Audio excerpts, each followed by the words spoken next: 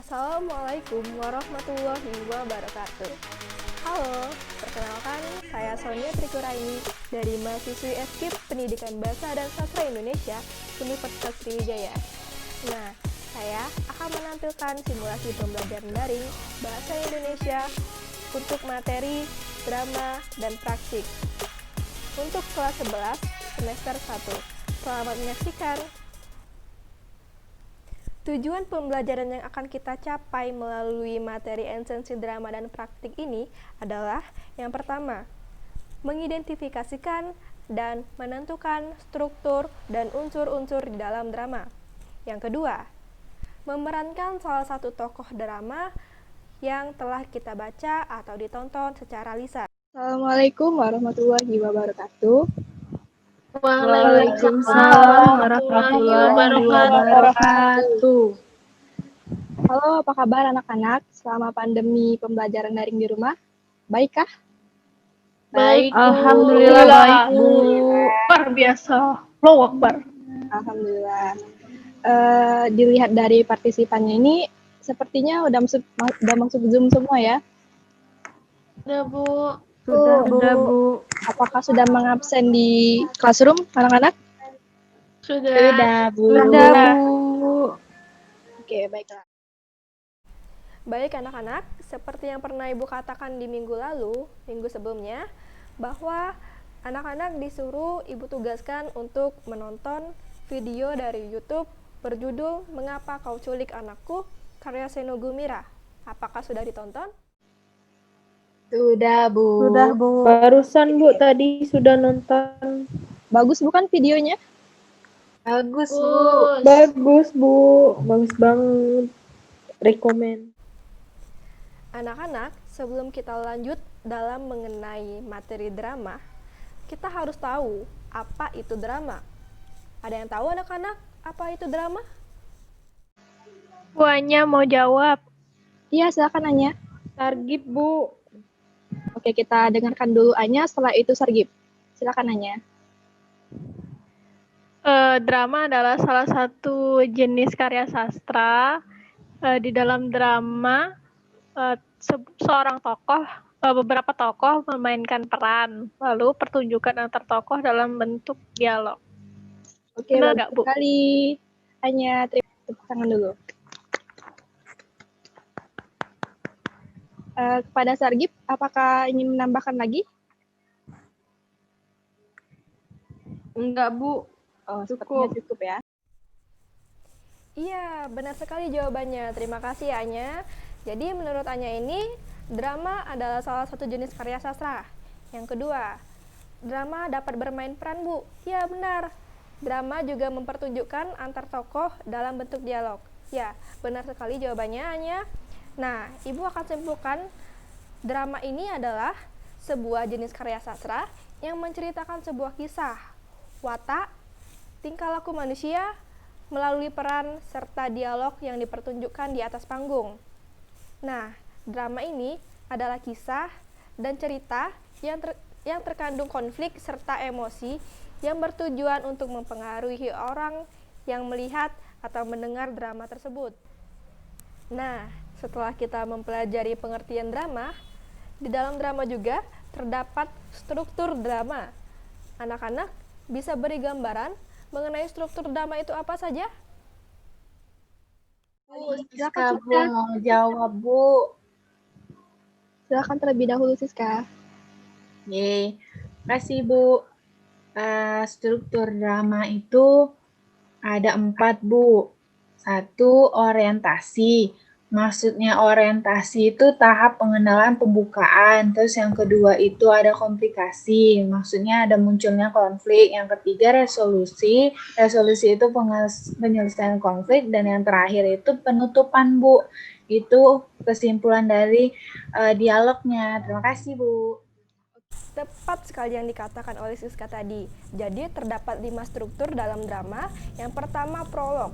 Prolog adalah kata-kata pembuka, pengantar, ataupun latar belakang cerita yang biasanya disampaikan dalam atau tokoh tertentu. Struktur yang kedua yaitu epilog. Epilog ini adalah kata penutup yang berisi simpulan ataupun amanat tentang isi keseluruhan dialog. Struktur yang ketiga yaitu orientasi. Orientasi ini suatu cerita yang menentukan aksi dalam waktu dan tempat, memperkenalkan para tokoh, menyatakan situasi cerita, dan mengajukan konflik yang dikembangkan bagian utama cerita. Struktur yang keempat yaitu komplikasi. Bagian tengah cerita yang mengembangkan konflik. Komplikasi ini seperti sang pahlawan atau pelaku utama menentukan rintangan dan tujuannya. Struktur yang kelima yaitu resolusi. Resolusi ini muncul secara logis dari apa yang telah mendahulunya. Batas waktu yang memisahkan komplikasi dan resolusi disebut klimaks. Nah, jadi terdapat 5 ya struktur dalam drama itu.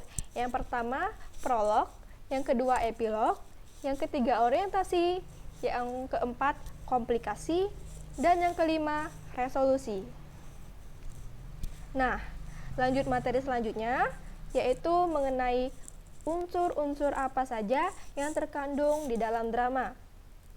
Sebelum Ibu menjelaskan, apakah anak-anak ada yang tahu apa saja unsur yang terkandung dalam drama? Baik, yang unsur drama yang pertama itu ada latar, yang saya tahu ya Bu. Yang kedua itu tokoh dan penokohan. Satunya lagi itu apa ya? Tema. Oke, bagus sekali jawabannya Nabila. Itu Terima Bu, kasih. yang saya tahu dari unsur-unsur drama. Ya, terima kasih Nabila. Selanjutnya, Aziza, apakah ada yang ingin ditambahkan lagi selain latar? Ada amanat, Bu. Terus ada alur sama dialog. Tepat sekali apa yang dikatakan oleh Nabila dan Azizah tadi. Nah, jadi Ibu jelaskan kembali bahwa terdapat unsur-unsur drama, yaitu yang pertama adalah penokohan. Penokohan ini diklasifikasikan sebagai berikut. Yang pertama, tokoh gagal. Tokoh ini mempunyai pendirian yang bertentangan dengan tokoh lain, yang berfungsi untuk menegaskan tokoh lain tersebut. Tokoh yang kedua yaitu tokoh idaman. Tokoh ini berperan sebagai pahlawan dengan karakternya yang gagah, terpuji, dan adil. Nah, tokoh yang ketiga yaitu tokoh statis. Tokoh statis ini memiliki peran yang tetap sama tanpa perubahan mulai dari awal hingga akhir cerita. Tokoh yang keempat yaitu tokoh yang berkembang. Misalnya, seorang tokoh berubah dari setia ke karakter yang berkhianat, dari yang bernasib sengsara menjadi kaya raya. Nah, selanjutnya unsur yang kedua yaitu dialog. Dialog dalam drama, percakapan haruslah memenuhi yang pertama yaitu turut menunjang gerak laku tokohnya untuk mencerminkan apa yang telah terjadi sebelum cerita, apa yang sedang terjadi di luar panggung selama cerita itu berlangsung. Yang kedua yaitu dialog yang diucapkan di atas pentas lebih tajam dan tertib dari ujaran sehari-hari. Para tokoh harus berbicara jelas dan tepat sasaran, sehingga dapat disampaikan secara tepat dan alamiah. Unsur yang ketiga yaitu alur. Terdapat 3 alur. Yang pertama alur maju, peristiwa yang kronologisnya maju dari tahap awal, tengah, hingga akhir cerita. Yaitu yang kedua yaitu alur mundur, yang biasanya dimulai dengan sebuah penyelesaian dan waktunya pada masa lampau. Alur yang ketiga yaitu campuran, cerita yang melihat kembali pada masa lampau dan diakhiri dengan penyelesaian dari cerita tersebut. Unsur yang keempat yaitu latar, adalah keterangan mengenai tempat, waktu, dan suasana di dalam naskah drama. Yang pertama latar tempat, yaitu penggambaran tempat kejadian dalam naskah drama, seperti di rumah mertua, di Korea, dan sebagainya. Yang kedua, latar waktu, yaitu penggambaran waktu kejadian di dalam naskah drama, seperti pagi hari, pada tanggal 4 Oktober 2020.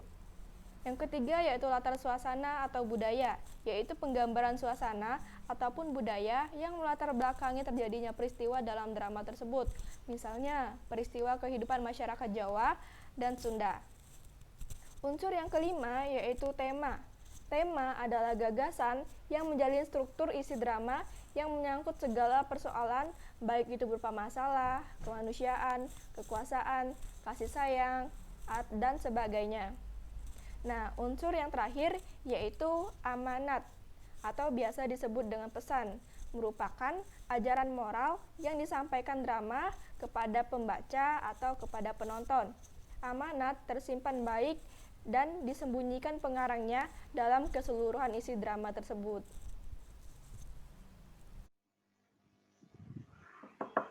Oke, baiklah anak-anak, itulah tadi materi esensi drama yang telah kita jelaskan bersama. Selanjutnya, apakah masih ada yang kurang paham mengenai drama? Anak-anak silakan bertanya. Saya, Bu. Oh iya, silakan Bu Ted. Saya mau bertanya, Bu. Iya. Perbedaan tokoh dan penokohan itu apa ya, Bu? Oke, pertanyaan yang bagus sekali. Perbedaan antara tokoh dan penokohan dalam drama. Dalam drama itu, tokoh adalah individu atau rekaan yang mempunyai watak atau perilaku tertentu sebagai pelaku yang mengalami peristiwa dalam cerita tersebut. Sedangkan, jika dibedakan dengan penokohan, itu adalah sebuah penggambaran dari tokoh itu sendiri, atau lebih tepatnya bisa disebut sebagai sifat atau watak dari tokoh drama tersebut. Apakah Bu Ted sudah paham? Sudah paham, Bu. Oke, baiklah. Nah, itulah tadi pembahasan kita hari ini mengenai materi esensi drama dan praktik. Nah, untuk anak-anak lebih memahami, lebih mendalam mengenai drama ini bagaimana, Ibu menugaskan untuk latihan dengan soalnya yaitu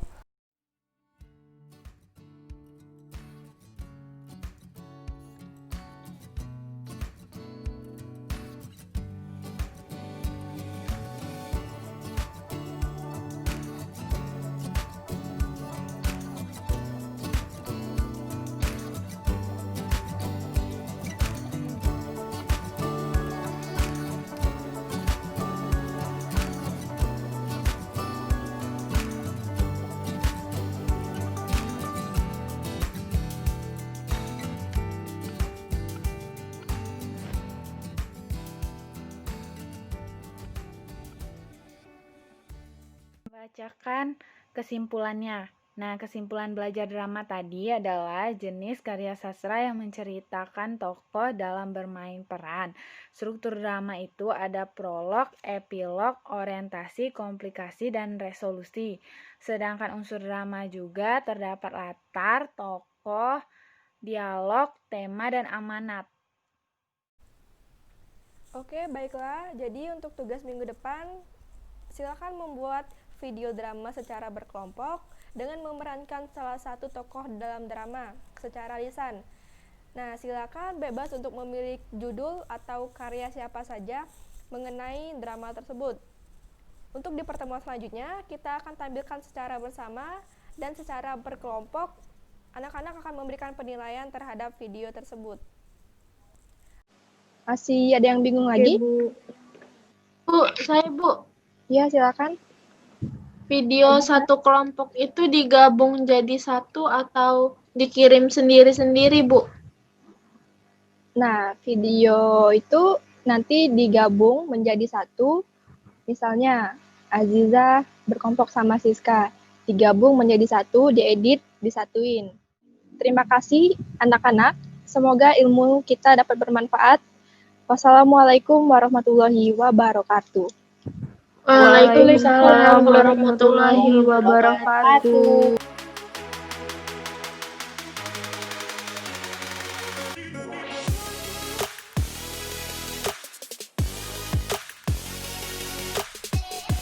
Teman-teman, sekian pembelajaran dari saya.